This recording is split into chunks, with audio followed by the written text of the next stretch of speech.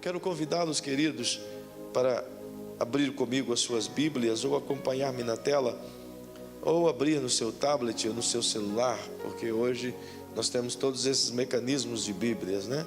Tanto em papel, quanto na tela, quanto no seu celular, enfim, tudo é Bíblia. O que é importante é que ela seja lida e observada. No livro de Romanos, carta do apóstolo Paulo à igreja em Roma, intitulada de Aos Romanos, no capítulo 5, quero convidá-los a ler desde o versículo 1, por bondade. Nós iremos ler até o verso 8. Diz assim: sendo, pois, justificados pela fé, temos paz com Deus, por meio de nosso Senhor Jesus Cristo, mediante quem obtivemos a entrada pela fé a esta graça, na qual estamos firmes, e nos gloriamos na esperança da glória de Deus. Não somente isto, mas também nos gloriamos nas tribulações, sabendo que a tribulação produz perseverança, e a perseverança, experiência, e a experiência, esperança.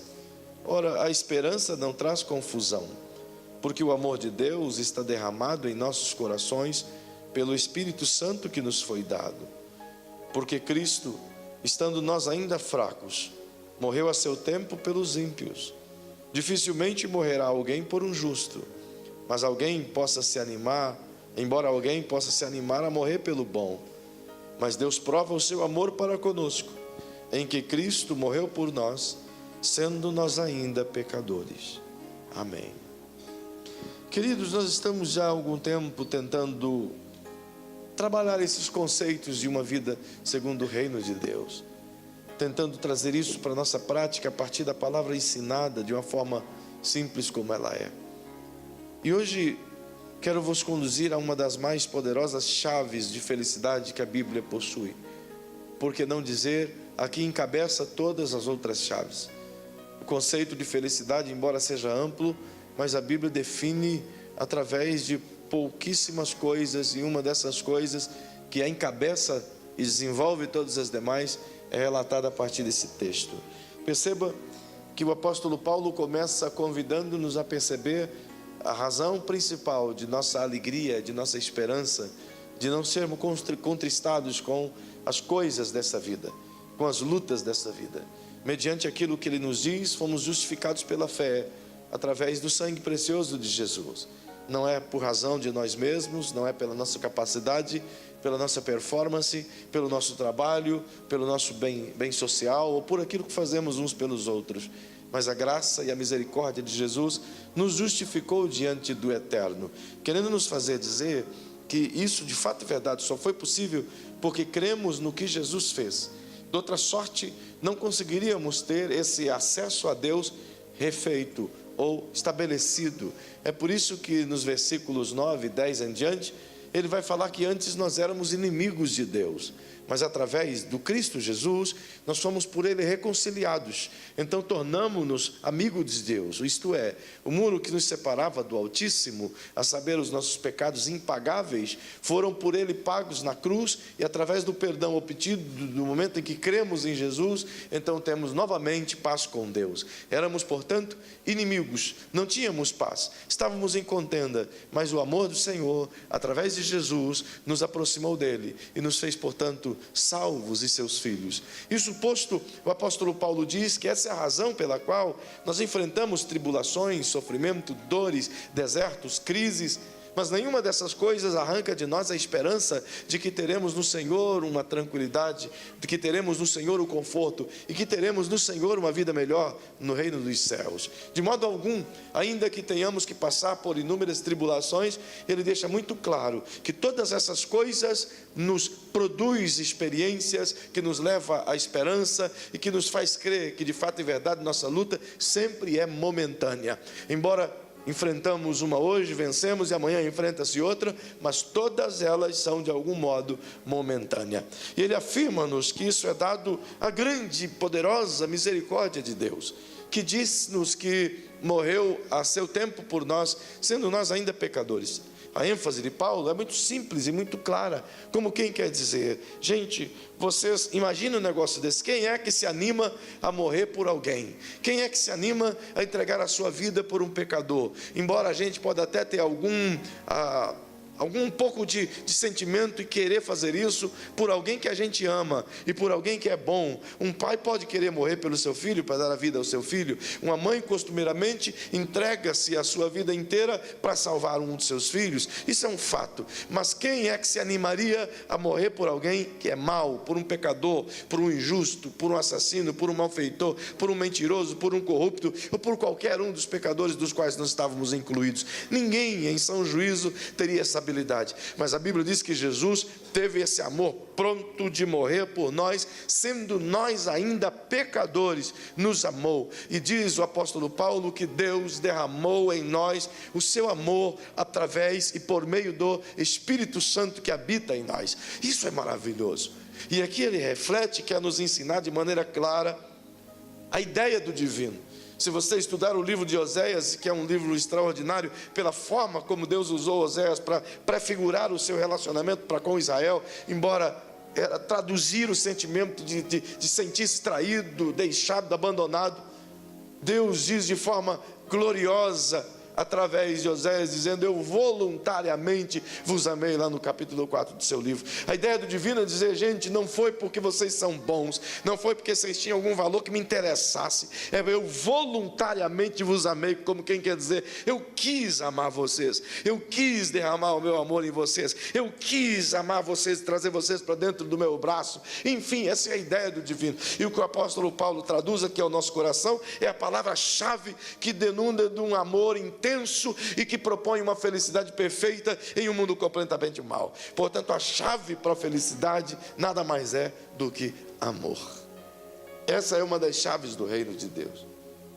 Quando estamos estudando a definição de reino que o apóstolo Paulo prontamente nos ensinou, dizendo que o reino de Deus não é comida nem bebida, mas é justiça, paz e alegria no Espírito Santo. Você concorda comigo? Então diga comigo, por favor, para quem está pertinho de você. Diz o apóstolo Paulo que o reino de Deus não é comida nem bebida, mas é justiça, é paz e é alegria no Espírito Santo. Se você ainda não ouviu essa expressão, está em Romanos no capítulo 14, verso 17, no mesmo livro que a gente está lendo aqui agora. Perceba que dentro desse conceito de paz é que a gente está trabalhando essa sequência de valores, como trabalhamos fé há algumas semanas passadas. Agora, é muito importante compreender isso de uma forma clara e bíblica, embora não há muito o que se argumentar cientificamente, teologicamente, conceitualmente sobre o que é amor, né? Não há como você fazer, eu vou fazer uma interpretação de amor aqui. Não tem como você ficar buscando no original do grego, do koiné, ou no aramaico, ou mesmo no hebraico, e tentar tirar uma nova versão de amor. Porque o que tem de amor já está revelado. O que tem de amor está claro, o que tem de amor está demonstrado pela palavra, e o que a gente precisa é compreendê-lo de uma maneira muito clara. Como Deus diz, através do apóstolo Paulo, que seu amor está derramado em nossos corações, através do Espírito Santo. Isso é uma coisa muito importante. E é não só importante o que Paulo diz, mas é importante que a gente compreenda o que significa isso, e o que isso pode produzir em nós. Perguntas variantes, das mais incríveis, tendem a nos confundir em algum momento, quando a gente afirma que Deus derramou o seu amor em nós, justamente porque quando se fala de amor, tem que entender amor a partir da perspectiva divina. E a partir da perspectiva divina, do que Deus entende por amor, nós precisamos compreender o que a Bíblia fala disso. Então venha comigo, por favor, na carta de João, na primeira carta de João, o evangelista, lá no final da sua Bíblia. Venha comigo. É muito importante compreender isso. No capítulo 4 de João, e o versículo 7, João diz assim: amados, amemo-nos uns aos outros, pois o amor é de Deus. Quem ama é nascido de Deus e conhece a Deus. Aquele que não ama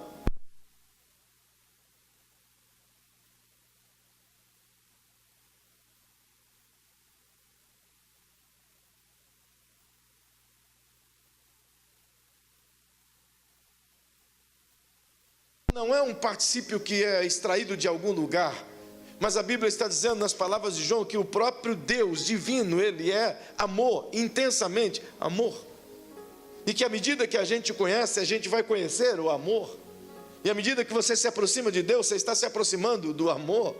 E à medida que você convive com Deus, você está convivendo com o amor. E à medida que Deus está em você, portanto o amor está em você. Partindo desse princípio, olha o que João escreve no capítulo 3, volta um pouquinho para você ter uma ideia.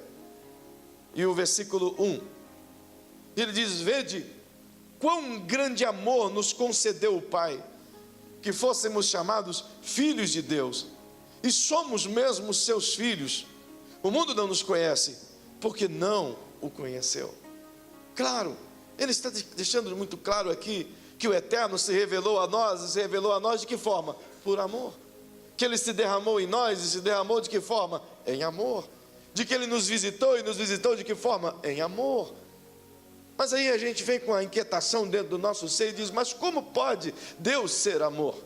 Se ao mesmo tempo Ele também julga, também manda o homem para o inferno, também condena o homem pecador. Como isso pode ser difundido em amor?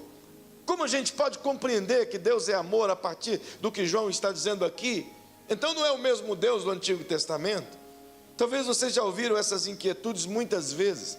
As pessoas tentar vislumbrar a figura de Deus no Antigo Testamento e compreendê-lo a partir do Novo, e gera uma questão enorme dentro de si, diz: espera aí, não parece ser o mesmo Deus?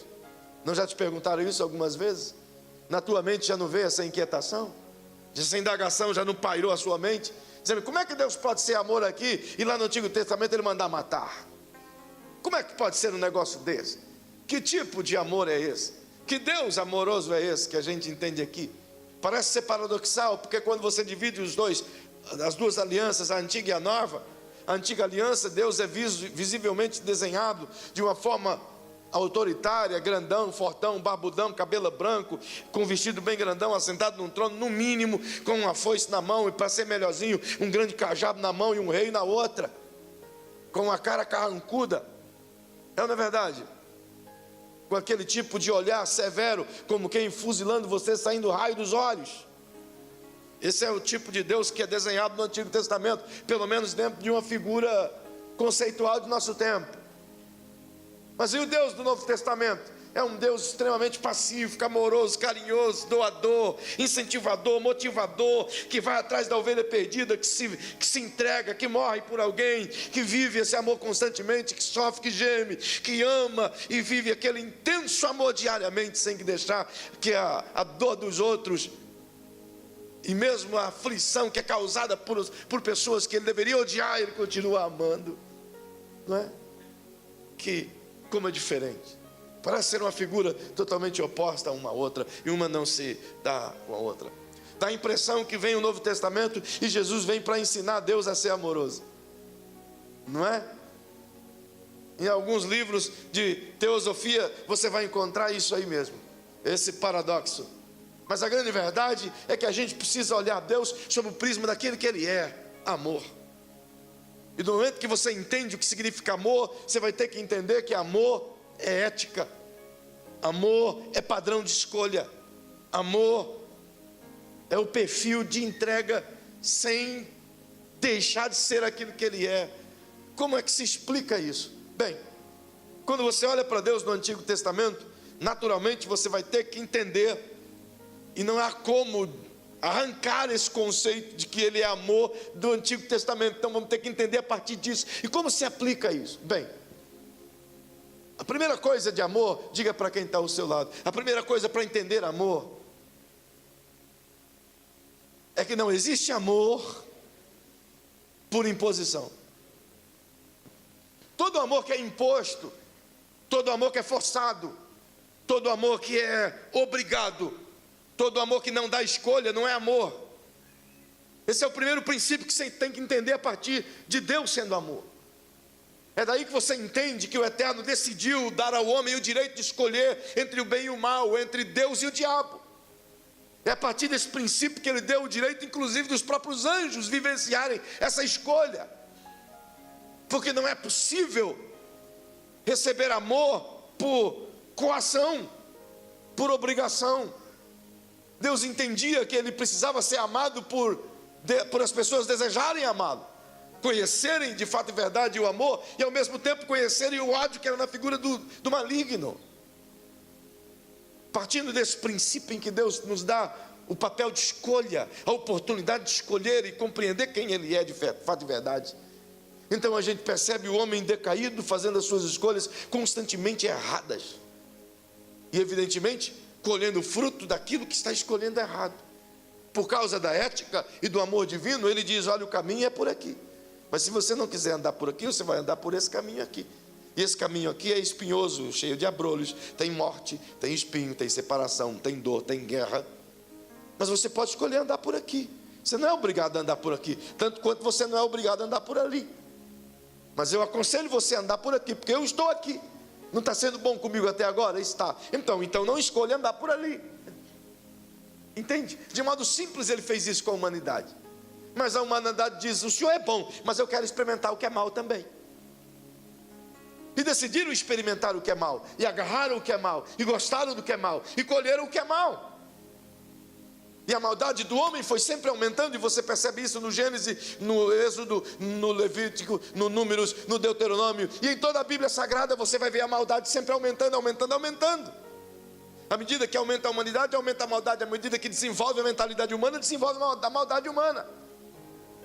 Então nota-se que o divino continua sendo amor. É por isso que as ações dele de amor são estabelecidas desde o Gênesis, durante todo o Antigo Testamento. Aí você diz: mas espera aí, pastor, tem passagens na Bíblia em que Deus manda matar. É bem verdade.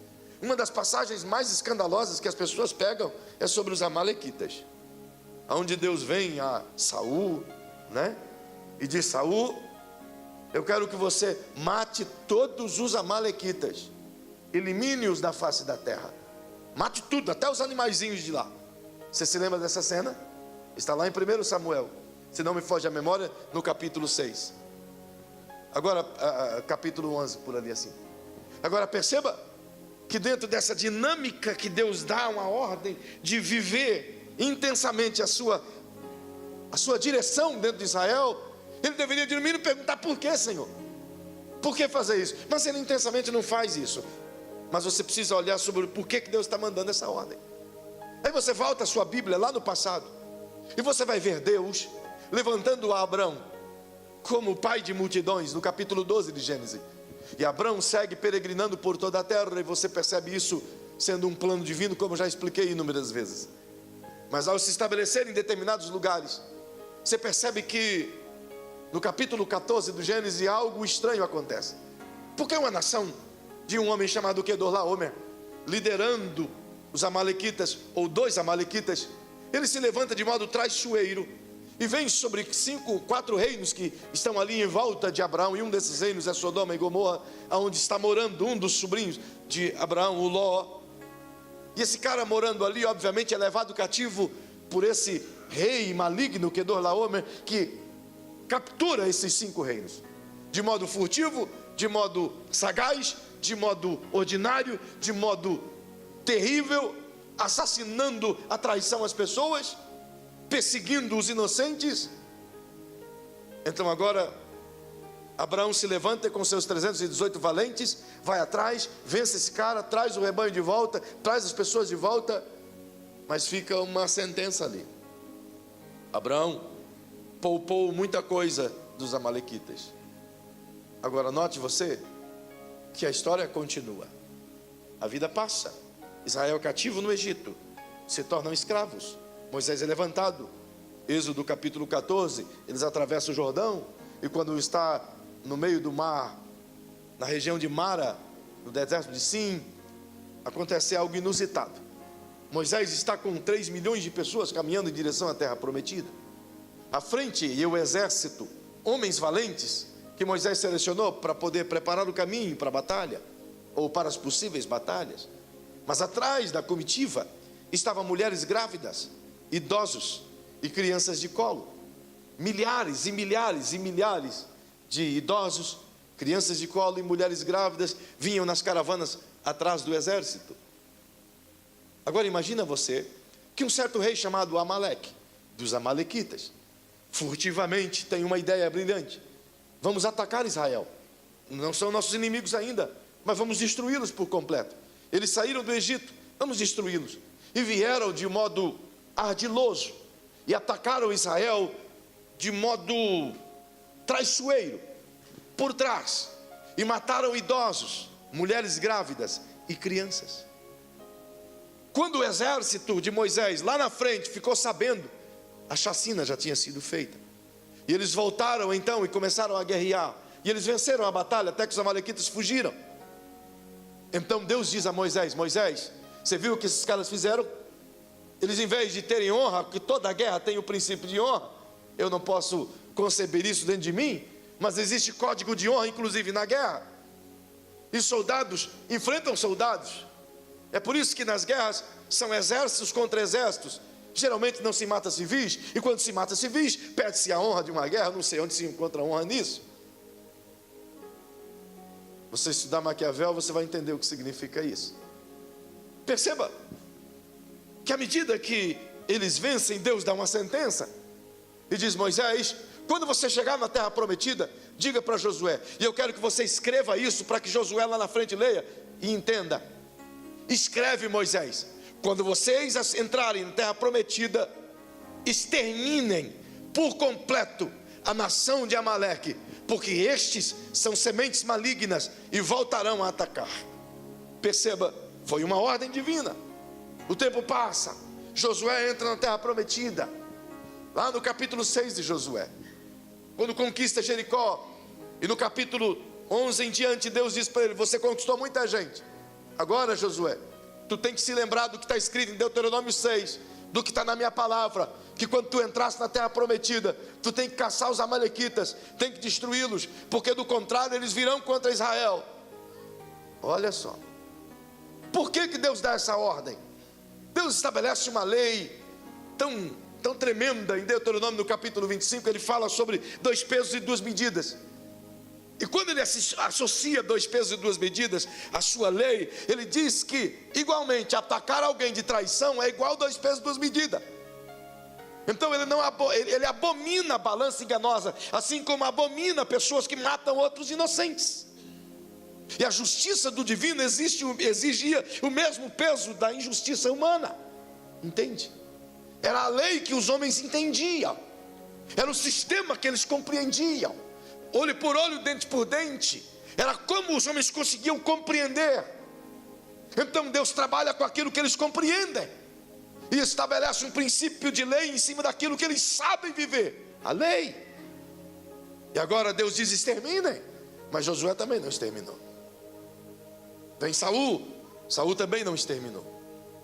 Foi lá e poupou Amaleque, trouxe os seus valores, pecou. Deus rasgou o seu reino. Mas 23 anos depois passam. O que sobrou de Amaleque, dos jovens que Saul poupou, cresceram, se tornaram valorosos, valentes, um povo forte.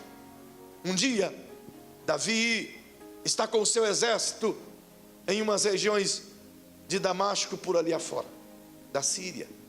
E você percebe que a cidade que Davi possuía, na qual ele recebeu como herança, toda a sua família estava lá guardada, todos os seus filhos, e os filhos de mais de 600 homens estavam nessa cidade. Portanto, milhares e milhares de pessoas moravam ali. Mas de repente, do nada, levanta-se Amaleque, o que sobrou de Amaleque, sabendo que Davi e o seu exército estava a 400 quilômetros de distância. Eles atacam a cidade de Davi, que agora que me fugiu até o nome. E à medida que ataca a cidade de Davi, de imediato, esses homens, não sabendo de nada, veem de longe a fumaça. Note que os amalequitas atacaram idosos, mulheres e crianças. De novo. Passado 500 anos, eles continuam atacando idosos, mulheres e crianças. Todas as vezes que você vê os amalequitas atacando na Bíblia, são idosos, mulheres e crianças. Gente maligna é quase igual estuprador de criança. Entende? Ele vai voltar a estuprar de novo. Vai voltar a praticar o mesmo crime outra vez. É o mesmo mal, é o mesmo câncer, é o mesmo demônio. É por isso que Deus disse: acaba com isso, porque do contrário vai continuar matando inocente. Por isso Deus deu a ordem. Deus estava olhando a própria maldade humana, mas o seu amor continuava ali, porque além de ser seu próprio amor, ele é o próprio amor justo, que odeia a injustiça. A própria justiça de Deus exige a justiça do pecador. É por isso que Jesus é a propiciação entre o homem e Deus. Para cobrir essa justiça, ele se fez pecado por nós. E 2 Coríntios 5:21 diz que Deus fez Jesus a nossa própria justiça. A justiça nossa foi comprada por Jesus. Então entende-se Deus a partir desse princípio, de que ele é um Deus amoroso, porque ele é a fonte de amor, mas ele é um Deus justo, imensamente justo. E como que entra esse perfil ético do divino? Simples. Ele é totalmente amor, então ele poderia impedir um homem de, vou usar essa expressão de novo, de abusar de uma criança? Não poderia. Ele não poderia impedir o cara de fazer ali a hora, dar um tapão na cabeça do indivíduo? Poderia. Pergunte para quem está ao seu lado: ele não poderia?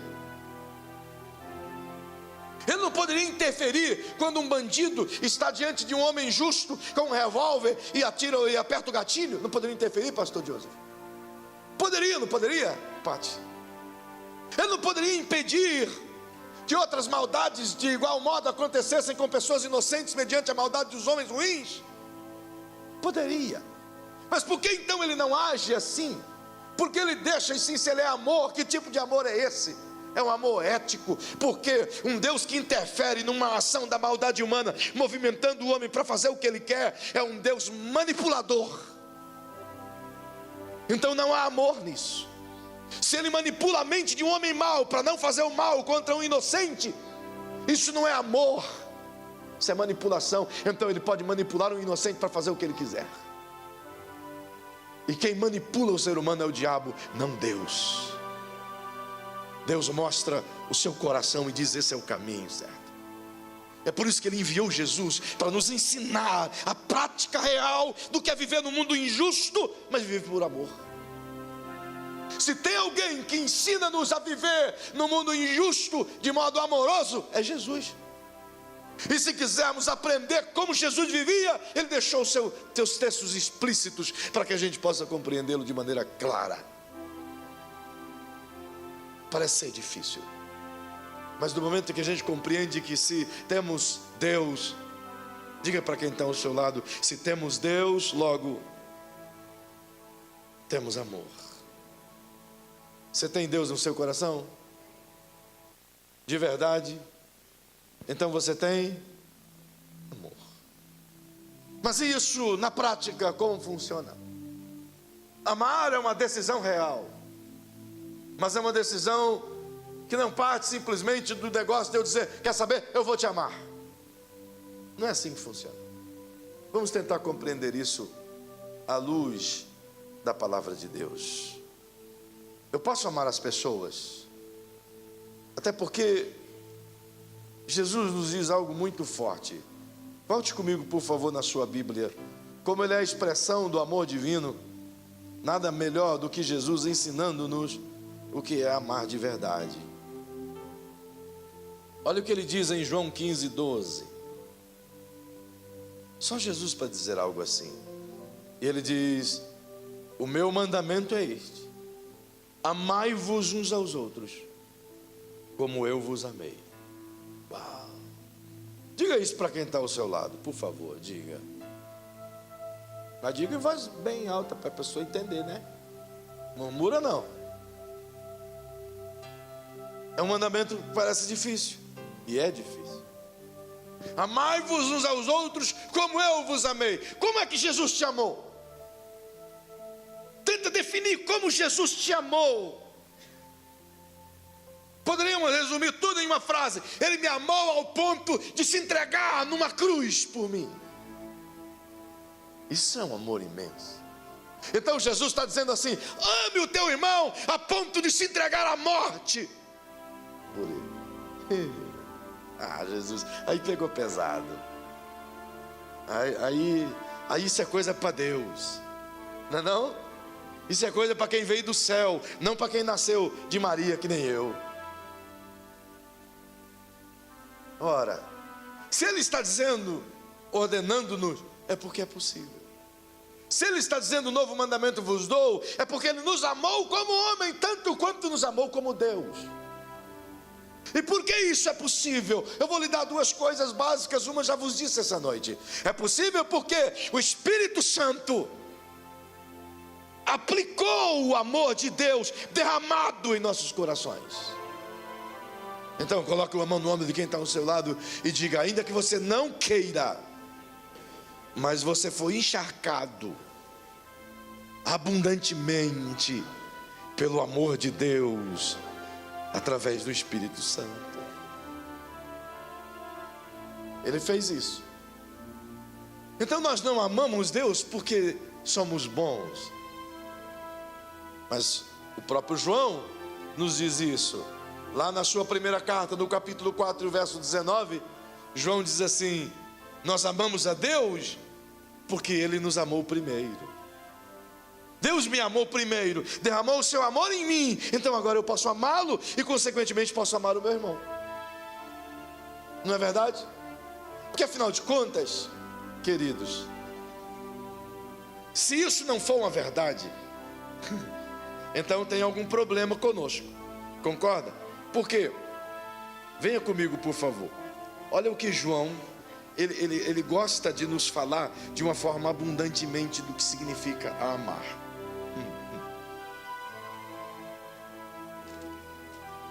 No capítulo 2 de João, inclusive o texto tem o título de O Mandamento do Amor.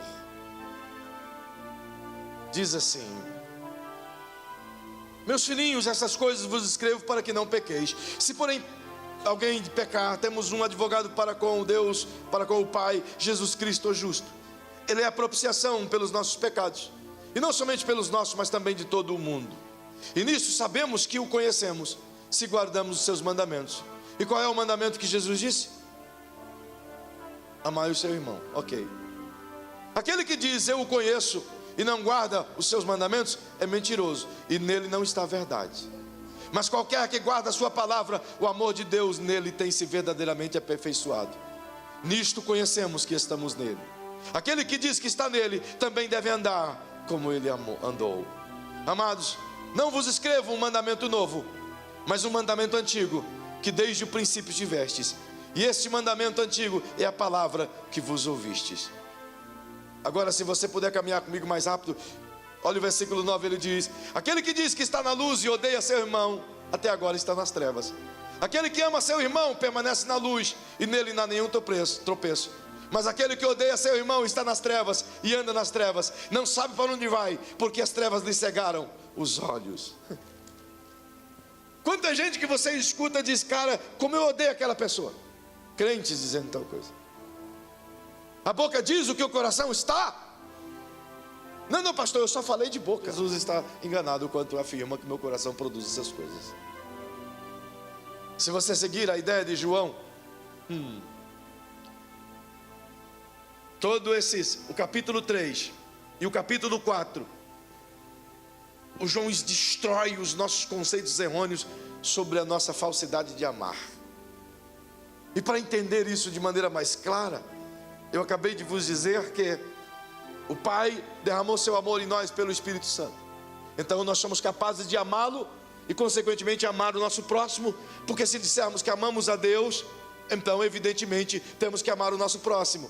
Mas se dissermos que amamos a Deus e não amarmos o nosso irmão, ele diz: fazemos-lo mentiroso, e o amor de Deus não está em nós. Concorda?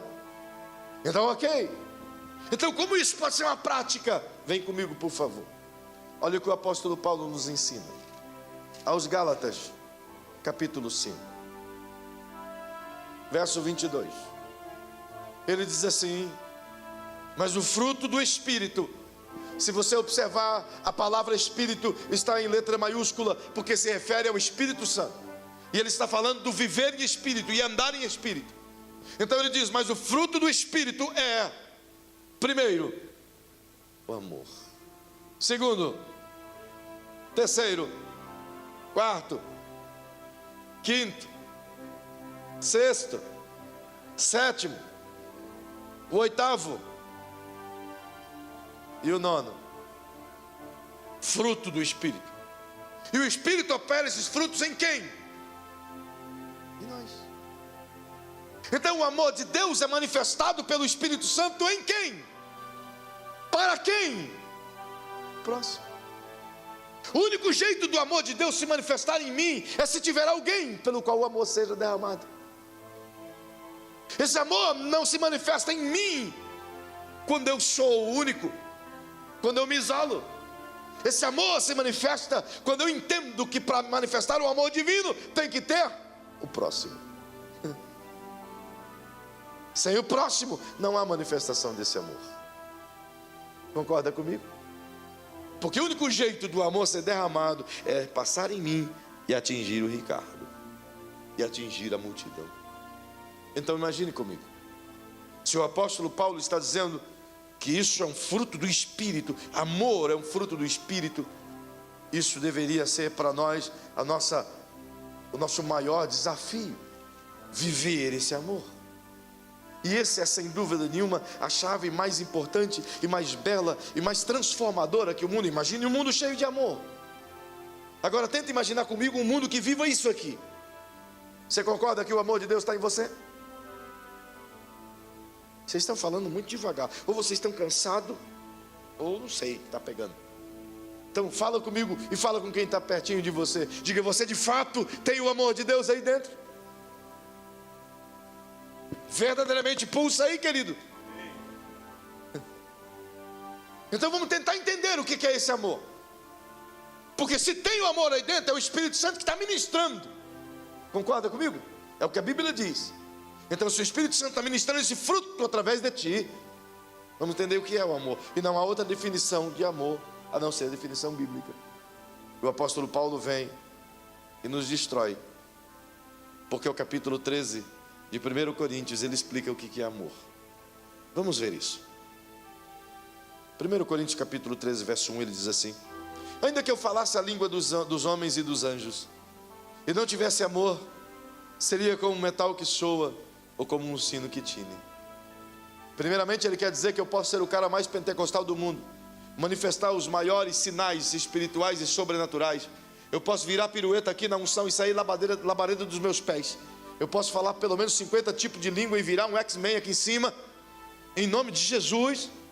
Mas se eu não tiver amor, nada disso vale.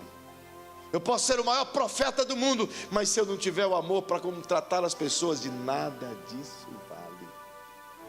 Nada. Então ele diz: ainda que eu tivesse o dom de profecia, como eu acabei de dizer, e conhecesse todos os mistérios e toda a ciência, se fosse bichão, sabe? Se fosse o cara, se fosse o tal,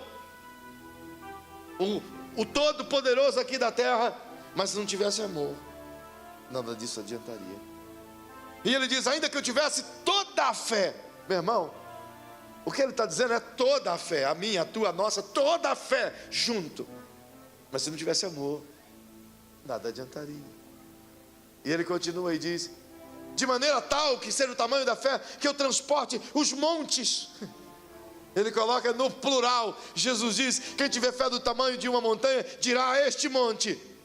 O apóstolo Paulo diz: ainda que eu tivesse toda a fé e dissesse essa cadeia de montanhas, o Everest e todas as montanhas que estão nele, sai daqui e precipita-te no oceano, se não tivesse amor, de nada adiantaria. É radical, não é? Pois bem, ele continua radicalizando. Se é para radicalizar, Paulo não sabe brincar. Ele vai para cima e diz: e ainda que distribuísse toda a fortuna para o sustento dos pobres, e ainda que entregasse o meu corpo para ser queimado, e não tivesse amor, nada disso me aproveitaria. É só a plataforma que Paulo construiu, mas agora ele vai ensinar o que é o amor. E isso aqui é desafiador, porque ele diz assim no verso 4: o amor, diga comigo, o amor é lá está sofredor, na sua Bíblia talvez esteja paciente como a minha. Mas vamos usar da tela, porque todo sofredor é paciente, todo paciente é sofredor. Não é verdade? Pode ter noção, o cara que tem muita paciência sofre igual o sovaco de aleijado, e todo sofredor é paciente. Então diga bem forte comigo: o amor é sofredor. Agora traz isso para a vida prática. Se Paulo está dizendo que o verdadeiro amor sofre e tem paciência, por que a gente já não aguenta mais as pessoas? Por que a gente olha para os parentes e diz: não suporto mais, não aguento mais? Por que a gente olha para as coisas que sofremos no dia a dia, inclusive por amor à fé, e dizemos: não aguento mais sofrer, cansei de sofrer, vou largar a mão desse negócio porque é sofrimento demais. Lidar com o irmãozinho é sofrimento demais. Discipular é sofrimento demais. Mas Paulo está dizendo que isso é um particípio do amor. Então, se eu não consigo ter esse sentimento de perdurar na dor ou na paciência, que tipo de amor eu estou nutrindo no meu coração? Um amor interesseiro? Que só é amor enquanto está me servindo em alguma coisa? E esse é o tipo de amor que o mundo tem. Um amor que lhe serve enquanto lhe é conveniente. Na verdade, esse é um amor promíscuo, é o amor de prostituição, que enquanto é do interesse, está sendo servido.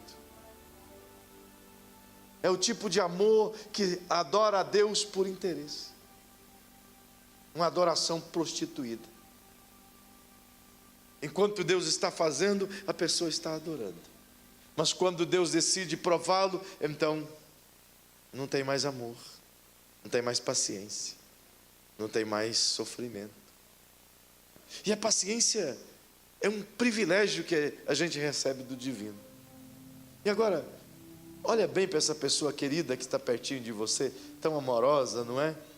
E diga para essa pessoa querida: sabe, a maior ferramenta que Deus usa para nos ensinar paciência é justamente tribulação.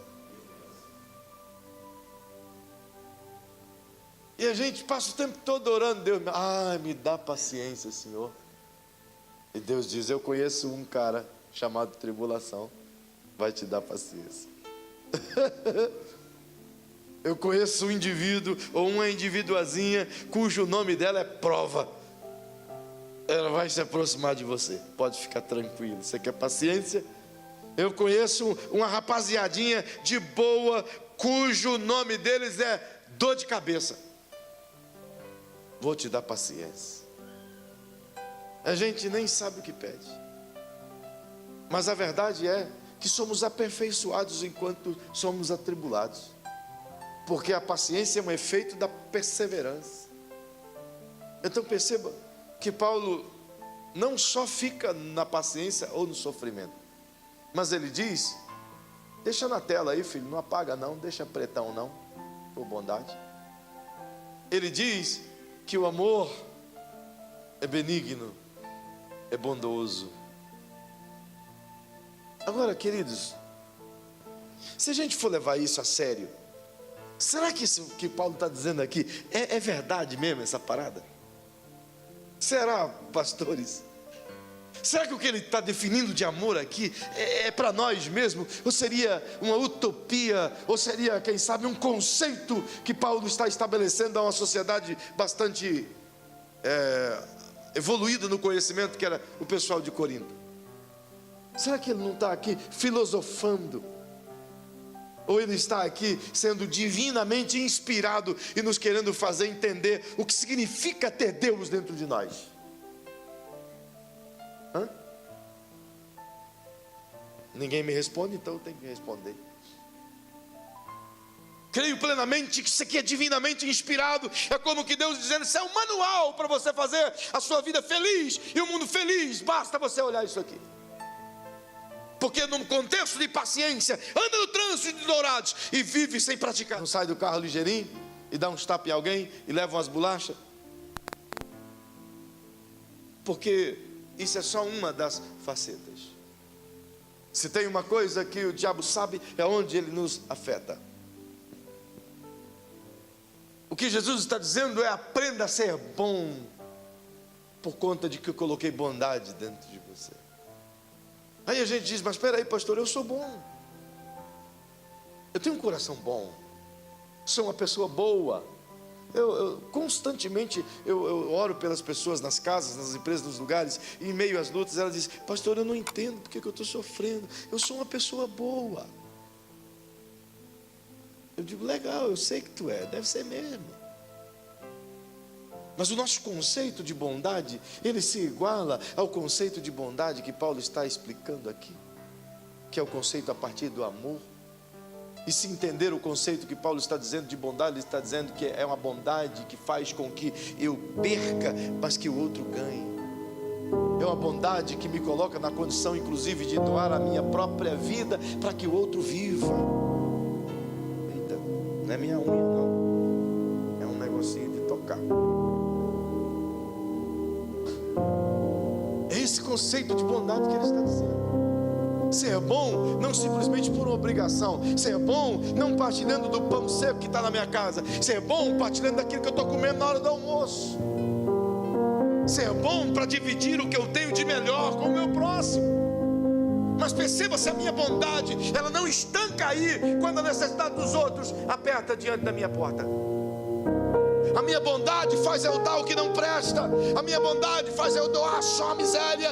A minha bondade faz eu dar o resto. Eu sou bom. Concorda comigo? Ninguém dá glória a Deus essa hora, nem aplaude. Só você. Porque a verdade é que eu sou bom, mas eu não sou bom quanto o amor é bom. Nem eu sou bom quanto Deus é bom para mim. Significa que eu preciso fazer um exercício diário de o Espírito Santo ministrar essa bondade em mim todos os dias. Então alguém pode justificar dizendo: pastor, então eu não vou ter nada na vida, porque desse jeito eu vou dar tudo, poxa, eu vou dividir tudo. Não, aí tem um problema, eu vou trabalhar só para os outros. Uai, foi Jesus quem disse que é melhor dar do que receber. Foi Jesus quem disse: não vos apegueis às coisas terrenas. Foi Ele quem disse: ajuntai tesouros do céu, onde a traça e a ferrugem, nem os ladrões não roubam nem minam. Mas a gente, Jesus, isso é só para a igreja primitiva. Nós vivemos nos dias em que deve se guardar, preparar, não sabemos o dia de amanhã, afinal de contas.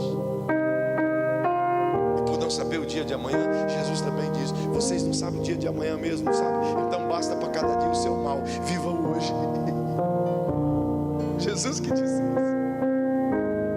Mas a gente quer se angustiar, sofrer pelo amanhã, e esquecemos de ser bom até para as pessoas que estão ao nosso lado.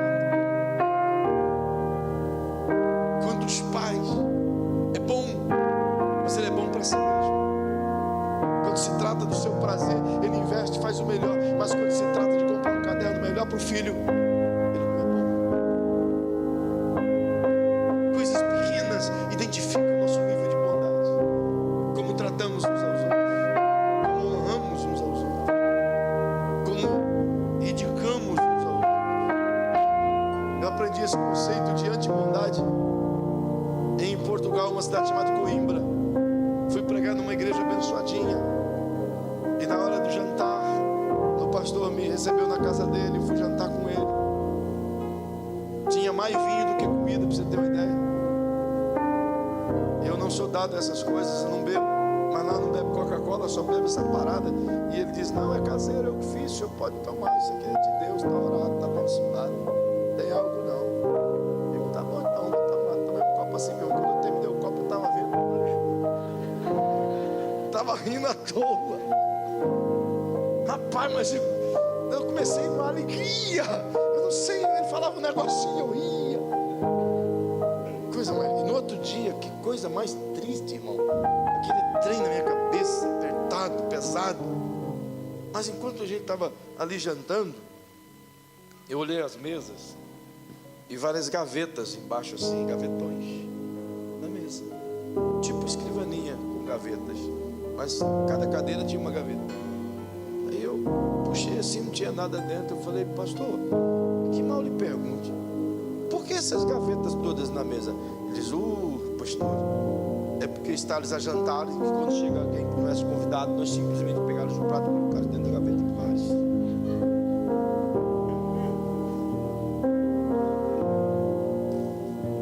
Está aqui guardado, ninguém vai saber que estamos a jantar. Depois que visita, que não é convidado, vai embora, eu simplesmente abro a gaveta e pego o prato e temos de comer. Muito bom. Isso é um amor bom, bondoso. Não é à toa que a igreja dele tinha quase 20 pessoas. Que coisa mais triste. A gente tem um conceito de amor que é totalmente diferente do conceito do amor divino. Jesus ficava sem comer para dar de comida. É esse tipo de amor que ele está falando conosco. Só que a gente se esquece que quando a gente praticar esse tipo de amor, o Pai não vai deixar faltar nada para nós. Esse tipo de amor que Jesus está exalando, querendo que a gente exale, é totalmente diferente do que a gente pensa. A gente quer, por exemplo, que a igreja ame. Quantos de nós cobram uns aos outros, cobra a igreja? Essa igreja não ama, mas o cara também não ama. As pessoas querem serem amadas, mas elas não querem amar. É quase igual o conceito de casamento de nosso século. A pessoa casa para ser feliz. Completamente equivocada, porque nenhum casamento se casa para ser feliz. Casamento se casa para você fazer o seu cônjuge feliz. E essa recíproca acontecendo é que fica em torno da felicidade. Mas quando eu quero ser feliz, eu apenas exijo. E o amor não exige nada de ninguém. Não é verdade? Se não perceba, vamos caminhar. Eu já acabou meu horário. Te prometo que eu não vou. Só vou elar só um pouquinho aqui. Olha o que diz.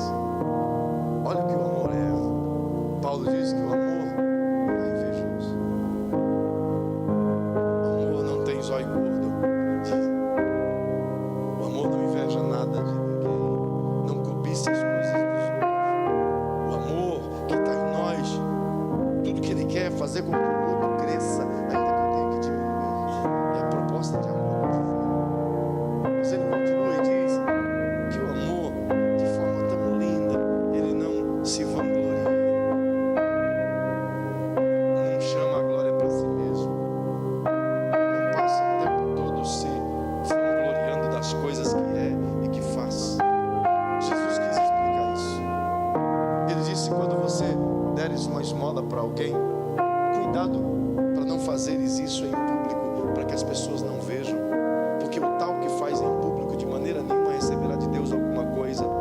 Mas quando você der uma esmola com a sua mão direita, não deixa nem a esquerda ver. Assim você receberá o teu galardão em secreto do Pai que te vê em secreto. Outra vez ele disse: cuidado, não vos vanglorieis no seu modo de ser como cristão, como os hipócritas que andam pelas ruas e levantam a voz alta em orações altíssimas, para que todos vejam que eles estão jejuando e orando e pagando de bom crente.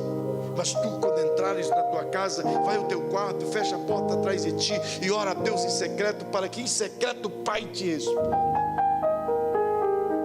Ele está dizendo: cara, não puxa a brasa para você, não traga a glória para você mesmo. O apóstolo Paulo diz: olha, cada um não saiba mais do que convém saber. Outra vez ele diz: e o que sabe se contente em ensinar apenas o que os outros querem aprender. Tudo que ele está dizendo é: não se ache. E esse é o tempo do achismo, não é? A gente tem uma carência tão grande de ser observado, aplaudido, aprovado. E o Facebook é a maior prova disso. A quantidade de pessoas que já perderam a fé porque não receberam likes ou curtidas de suas peripécias virtuais. Falei bonito agora. Quando na verdade deveríamos viver escondidos atrás da cortina. Isso faz parte da construção cristã que é feita em nosso Brasil a partir do altar, onde pastores e cantores desfilam nos altares como se aqui fosse apenas um palco. Inclusive o ministério de hoje nem é chamado mais de ministério, é chamado de carreira. A carreira que eu estou agora desenvolvendo na fé em Cristo. É por isso que hoje não se convida para adorar a Deus, se contrata para fazer um show. As pessoas estão cada vez mais soberbas, cada vez mais eufóricas, cada vez mais endeusadas, e quem endeusa são os próprios crentes.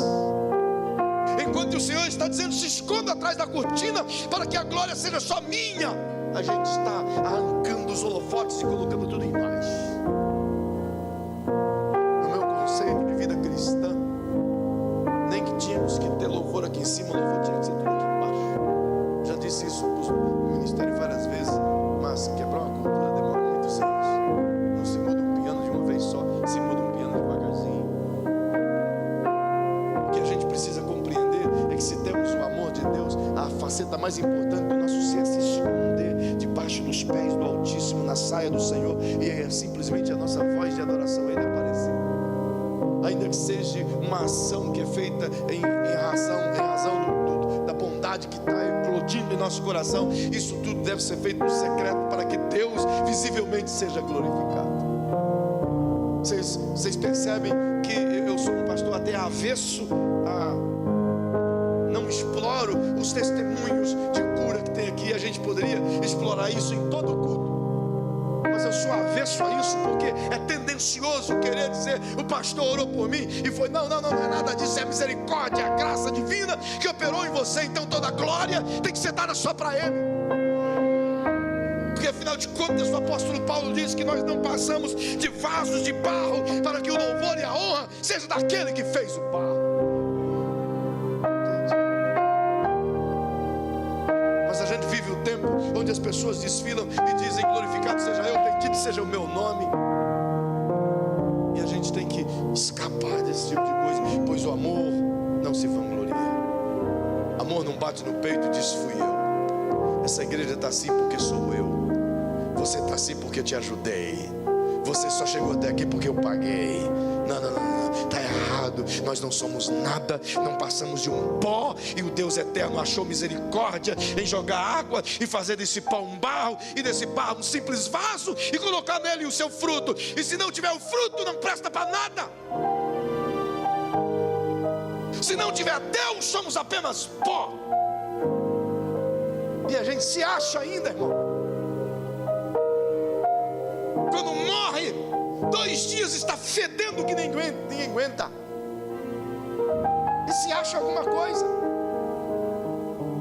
Não leva nem uma arruela da aliança no dedo, quanto mais a grandeza que acha que tem.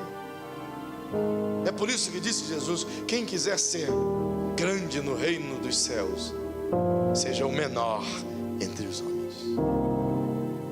Quem quiser ser maior no céu, sirva os menores aqui. É por isso que se eu tenho Deus, eu tenho amor. Então esse exercício tem que ser praticado diariamente na minha vida. E quer saber? O amor não se orgulha. Segue mais, filho, verso 5, por bondade. Diz a Bíblia que o amor não se porta inconveniente, não busca seus próprios interesses. Ai, Jesus, não se irrita. Oh, céus. Fala para ele que dentro da sala, o amor não se irrita não, irmão. Quem se irrita é tu. Mas a gente só se irrita porque a dose de amor em nós não completou. A gente só se irrita com as pessoas por pequenas coisas, justamente porque ainda tem espaço de carne dentro de nós. Se olharmos o que Paulo disse aos Gálatas, lá no versículo 19, ele diz: se vivemos em espírito, andemos também em espírito. E quando a gente está andando em espírito, é mortificado as obras da carne.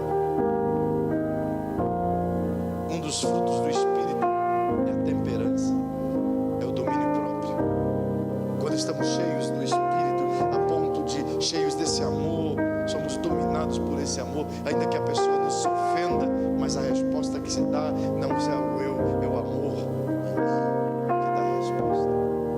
Então, queridos, isso não é uma ação de minha própria carne, não é nada de mim, é do quanto eu tenho Deus.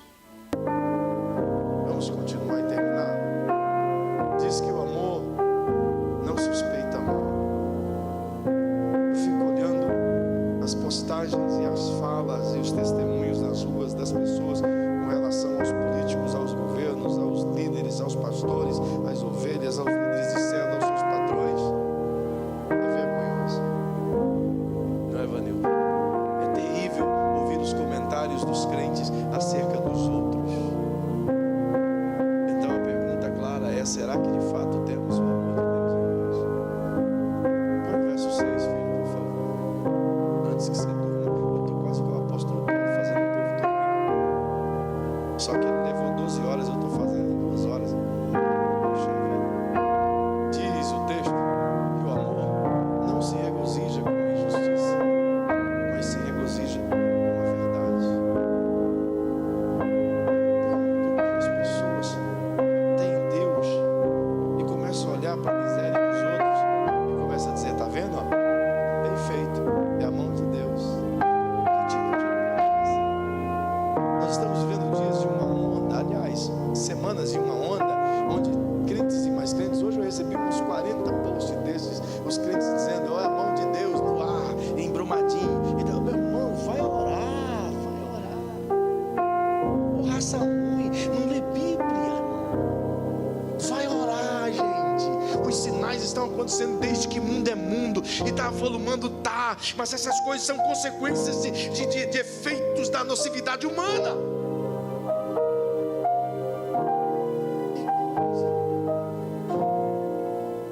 E a gente fica dando ouvidos a tudo isso. Mas o amor não se alegra com a injustiça, nem tampouco cria mecanismos para dizer bem feito aquele que caiu, mas chora por aqueles que sofreram. A maioria das pessoas que estão postando coisas por aí afora não tirou sequer 10 minutos de lágrima pelas famílias daqueles que morreram. Não é verdade? Já esqueceram o Brumadinho, agora é só o repórter que morreu. Porque é um amor interesseiro, que só pensa em si mesmo. Mas a Bíblia diz, no verso 7, é aqui que eu queria chegar. Só aqui. Então diga comigo, por favor: o amor tudo sofre.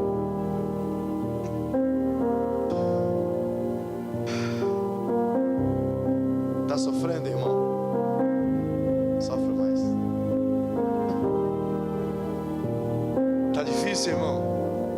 Paciência. Tudo crê, tudo acredita. Sabe o que Deus está dizendo através de Paulo? Está dizendo assim: tem o amor de Deus em você, filho? Tem. Você está vendo aquele caboclo ali que todo mundo diz que não vale nada? Sim, Senhor. Que é tralha, que não presta, que só deu prejuízo dos outros? Sim, Senhor. Foge dele, não. Você tem amor meu? Tem. Acredita. É difícil, mas é o amor. Tudo sofre, tudo crê. Mas pastor, até agora só puxou meu tapete, só me deu prejuízo. A Bíblia está dizendo: tem amor em você? Tem. Acredita, suporta, tudo espera, tudo suporta. Você acha que essas 4 coisas que está aí, sofrer, acreditar, esperar e suportar, tem feito parte do convívio diário de nossa vida, mediante as coisas que nos cercam, das pessoas que as produzem? Vamos ser sinceros. Vamos ser sinceros uns com os outros. Da balança divina colocada aqui agora, nós de um lado, e essas coisas que são declarações do amor que Paulo ensina do outro, colocadas na balança. Nós estamos aqui, a balança está lá embaixo. Será que a gente consegue mudar o peso? Tenta imaginar comigo uma balança aqui agora, e cada uma dessas 8 coisas que o apóstolo Paulo explicou sobre o amor, e coloque cada uma delas na balança. Veja se a gente tem a capacidade de alterar. Essa avaliação só eu posso fazer, só você pode fazer.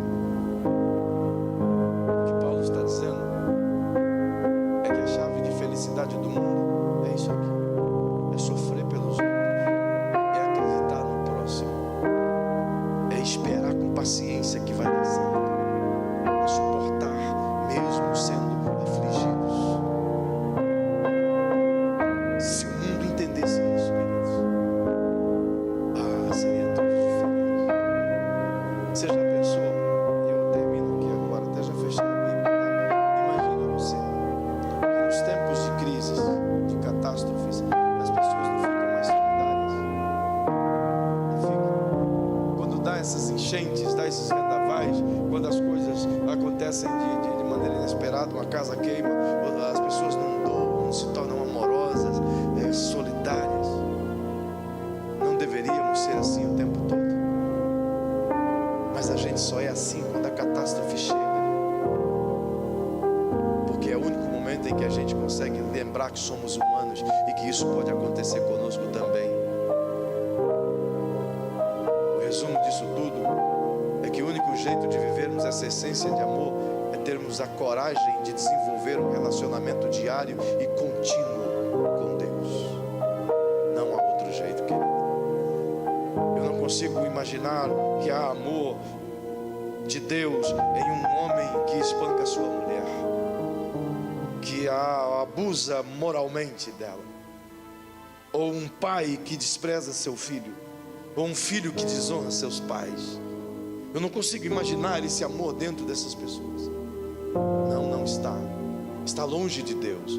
Porque à medida que você está cheio de Deus, e à medida que o amor de Deus vai fazer você abraçar até quem você não queria abraçar. Você vai servir até quem você não queria servir. Você vai suportar até quem é insuportável, não é? Você vai engolir até quem é intragável. Você vai servir por amar. Mas para isso acontecer, queridos, não é um método religioso. Eu preciso querer desenvolver uma atitude de amor em relacionamento para com Deus.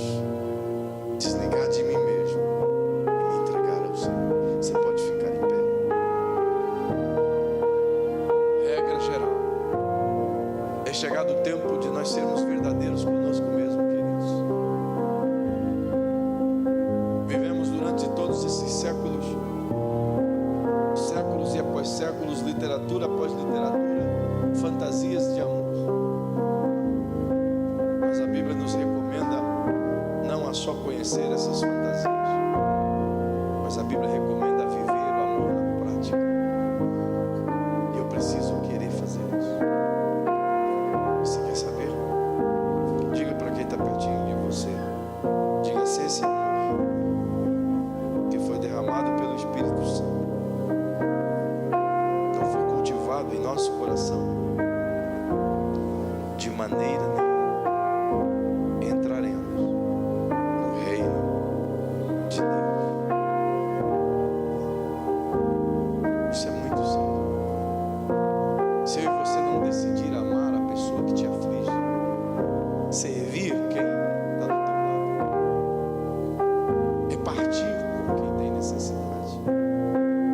João diz lá no 3,15 do seu livro, na primeira carta, ele diz: como pode alguém afirmar que tem o amor de Deus em seu coração e vendo seu irmão padecer necessidade e tendo, não compartilhando, como pode este dizer tenho o amor de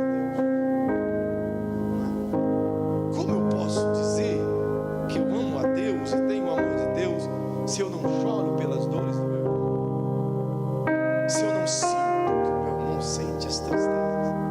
Se eu não tenho coragem de compartilhar o meu sanduíche com o meu irmão que não tem o que comer? Se eu não consigo dar uma camisa que eu, embora uso, mas vai servir para o meu próximo, eu prefiro guardá-la no meu guarda-roupa até que a morte me leve e a família não saiba por quem dá. Sabe? Que tipo de amor é esse? Então esse é um tempo, queridos, de mais prática, menos palavras. O pastor Paulo Balanuco um dia deu um tema muito legal aqui para um evento e nós chamamos de mais amor, por favor. Muito legal.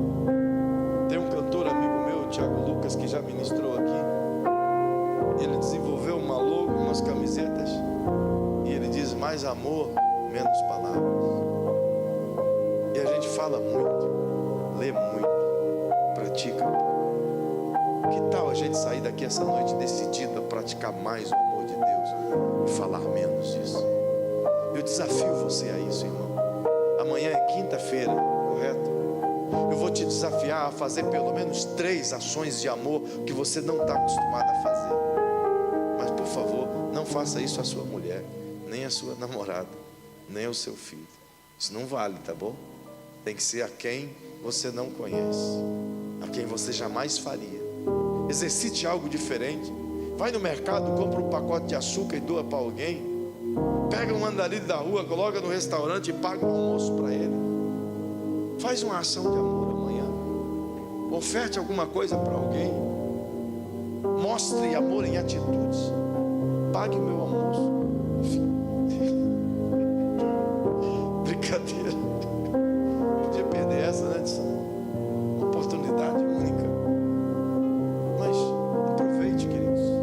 Vamos sair do sermão e vamos para a prática. Olha para quem está ao seu lado e diga: querido, vamos fazer algo diferente amanhã. Vamos sair do sermão e vamos para a prática. Vocês topam fazer isso? Topa testemunhar para alguém depois? Topa dizer: pastor, eu fiz o negócio lá, deu certo. Lavei a roupa de alguém, sabe? Sei lá, limpei a casa de alguém. É verdade. Ajudei uma viúva, um órfão. Ajudei as criancinhas do Brasil, meus netinhos. Vontade. Vamos fazer isso.